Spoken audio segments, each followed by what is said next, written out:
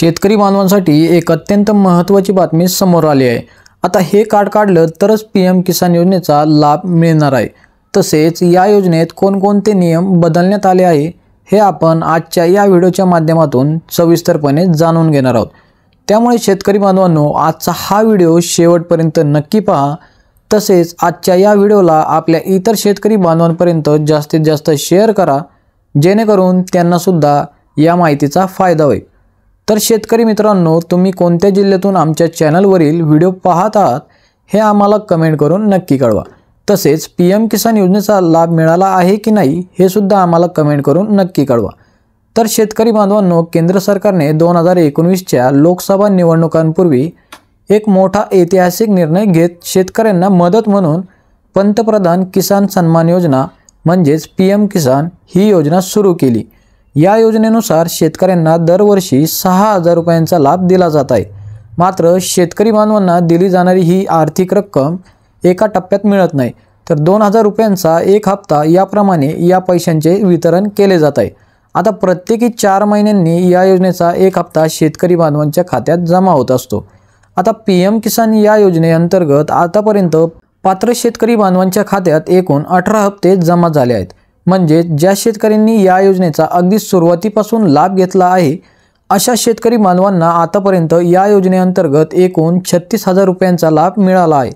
आणि दुसरीकडे या योजनेचा 19वा हप्ता हा फेब्रुवारी अखेरपर्यंत जमा होणार आहे अशी माहिती समोर आली आहे।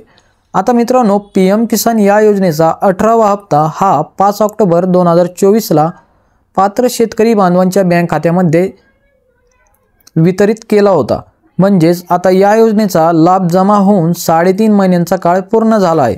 आता या योजनेचा पुढील हप्ता फेब्रुवारी अखेरीस शेतकरी बांधवांच्या खात्यामध्ये जमा होण्याची दाट शक्यता वर्तवली जात आहे।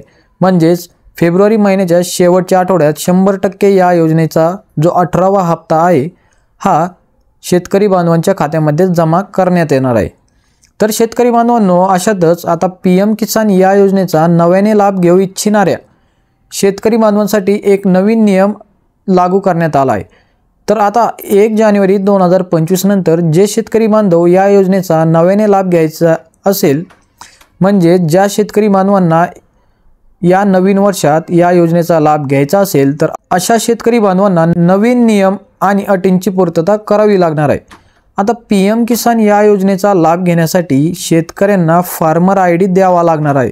तर शेतकरी बांधवांनो, ऑक्टोबर 2024 पासून केंद्र सरकारने शेतकरी बांधवांसाठी ॲग्रीस्टॅक ही योजना लागू केली होती। या योजनेच्या माध्यमातून शेतकऱ्यांना डिजिटल प्लॅटफॉर्मवर आणून त्यांच्या शेतजमिनीची सर्व माहिती एकाच क्लिकवर उपलब्ध करून दिली जात आहे। आणि या पोर्टलवर किंवा ॲपवर नोंदणी केल्यानंतर शेतकऱ्यांना एक फार्मर आयडी सुद्धा देण्यात येतो।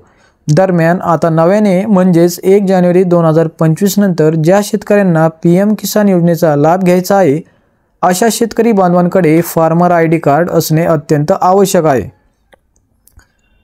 किंवा ॲग्रीस्टॅक या योजनेअंतर्गत नोंदणी करून फार्मर आयडी मिळवणे अनिवार्य असणार आहे। त्याशिवाय नवीन शेतकरी बांधव या योजनेचा लाभ घेता येणार नाही अशी माहिती कृषी विभागाच्या अधिकाऱ्यांनी दिली आहे। त्यामुळे मित्रांनो, तुमच्याकडे फार्मर आयडी कार्ड नसेल तर लवकरात लवकर फार्मर आयडी कार्ड काढा आणि 2025 मध्ये पीएम किसान योजनेचा नवीन लाभार्थी शेतकरी बांधवांनी जास्तीत जास्त लाभ घ्यावा। तर शेतकरी बांधवांनो, आजचा हा व्हिडिओ तुम्हाला कसा वाटला हे आम्हाला कमेंट करून नक्की कळवा। तसेच या व्हिडिओला आपल्या संपर्कातील इतर शेतकरी बांधवांपर्यंत जास्तीत जास्त शेअर करा, जेणेकरून त्यांना सुद्धा या माहितीचा फायदा होईल। तर शेतकरी बांधवांनो, पुन्हा भेटू अशाच नवीन आणि महत्त्वपूर्ण माहितीसोबत। तोपर्यंत जय हिंद, जय महाराष्ट्र।